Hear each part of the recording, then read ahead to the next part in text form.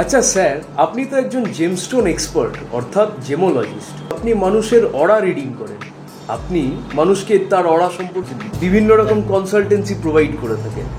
কিন্তু বর্তমান যুগে মানুষ ট্র্যাডিশনাল অ্যাস্ট্রোলজির উপরেই বেশি ঝুঁকে থাকে। কিন্তু এটাও দেখা যায় যে ইন্টারন্যাশনাল প্ল্যাটফর্মে অরা রিডিংয়ের নিয়ে বিস্তর আলোচনা, বিস্তর কথাবার্তা চলছে। ট্র্যাডিশনাল অ্যাস্ট্রোলজির তুলনায় অরা রিডিং কতটা কার্যকরী এবং এটি কি মানুষের সমস্যা দূরীভূত করতে সক্ষম, এই বিষয়ে আপনার কি মতামত?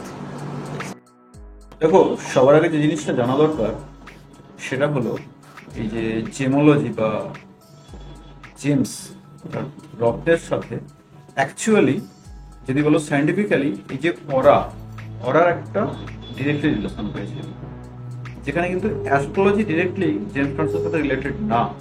যদিও পরবর্তী সময় এগুলো আমাদের মধ্যে নিয়ে আসা হয়েছে, যদি প্রাচীন অ্যাস্ট্রোলজি যদি আমাদের বিশ্লেষণ করা যায় সেক্ষেত্রে জেমস স্টোনসের রিকমেন্ডেশন কিন্তু করা হতো না, সেক্ষেত্রে বিভিন্ন যাগযজ্ঞ এই সকল বিষয়ের উপরে বলা হতো।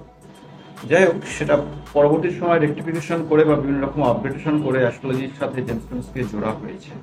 এই যে অরা রিডিং, এটিও কিন্তু এর সোর্স কিন্তু আমাদের ভারতীয় প্রাচীন তত্ত্ব, যেখানে বিভিন্ন চাকরাদের কথা বলা হয়।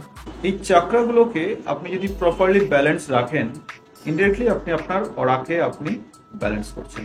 এখন বিষয় দেখো, এই যে অরা রিডিং এর ক্ষেত্রে বেশ কিছু উপকরণ লাগে, তার মধ্যে কিন্তু অ্যাস্ট্রোলজি একটি ভাইটাল পার্ট।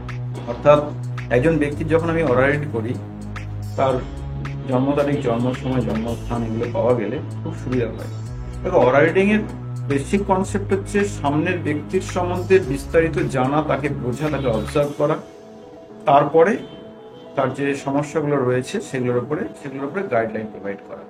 এখন এগুলো করতে গিয়ে সাধারণ মানুষ সহজভাবেই তাদের বক্তব্য, এখন সাধারণভাবেই তাদেরকে জানতে হয়, বুঝতে হয়। এক্ষেত্রে অ্যাস্ট্রোলজির কিন্তু একটা পার্ট চলেই আসে, তার সাথে আমাদের পারমিশনের প্রয়োজন হয়। আর সবচাইতে খুব গুরুত্বপূর্ণ বিষয় দরকার আছে হচ্ছে ফেস রিডিং।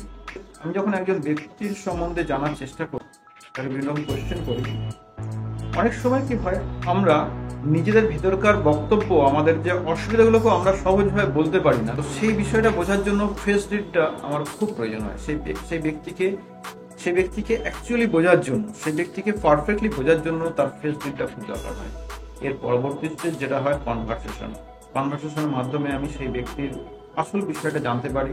দেখো, আমি এখানে অরা রিডিং এর ক্ষেত্রে আমি কিন্তু ম্যাজিক্যাল কাজ করি না। অধিকাংশ অ্যাস্ট্রোলজারদের যেটা আমরা দেখে থাকি, তারা ম্যাজিকের মতন শুধু বলতেই থাকেন, অর্থাৎ চার্ট বিচার করে সামনের ব্যক্তির সম্বন্ধে, তার অতীত, তার বর্তমান, তার ভবিষ্যৎ সম্বন্ধে বলতে থাকেন। সেখানে নিজেকে ভগবান হিসেবে উপস্থাপন করার একটা প্রয়াস থাকে। কিন্তু আমি আমার অরা রিডিং এর ক্ষেত্রে আমি এই ধরনের নিজেকে কোন রকম ম্যাজিশিয়ান বা ভগবান হিসেবে উপস্থাপন করি না।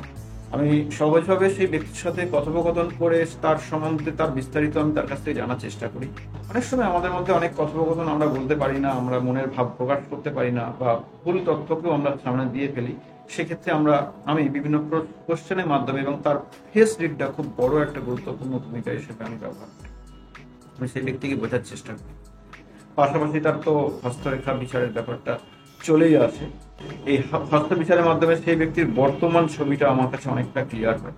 এরপর তার সাথে কনভারসেশনের মাধ্যমে সেই ব্যক্তির বিস্তারিত জেনে তারপরে সেই ব্যক্তির আমি একটা পারফেক্ট তাকে আমি গাইডলাইন দিতে পারি, যাতে সেই ব্যক্তি বর্তমানে কোন অবস্থায় আছে, তার কোন জায়গাটা ডেভেলপমেন্ট করলে সে এগিয়ে যেতে পারবে, আগামী জীবনটা তার আরো সুন্দর করা যেতে পারে, বা তার মধ্যে কি কি সম্ভাবনা আছে সেই বিষয়গুলোকে খুঁজে বের করে সেই সম্ভাবনার জায়গায় আমি বুস্টিং করার চেষ্টা করি। এবং সেক্ষেত্রে জেমোলজির প্রয়োজন হয়, অর্থাৎ পারফেক্ট জেমস স্টোনসের প্রয়োজন হয়। অনেক ক্ষেত্রে তার দৈনিক রুটিন, তার কার্যকলাপ, তার ক্রিয়াকলাপ এসবের ওপরেও আমি গাইডেন্স দিয়ে থাকি। এই সকল গাইডেন্স দ্বারা সেই ব্যক্তির যে সম্ভাবনাগুলো রয়েছে সেই সম্ভাবনাগুলোর ওপরে আমি ফোকাস করে সেই ব্যক্তিকে এগিয়ে যাওয়ার জন্য, জীবনে ভালো কিছু করার জন্য আমি গাইড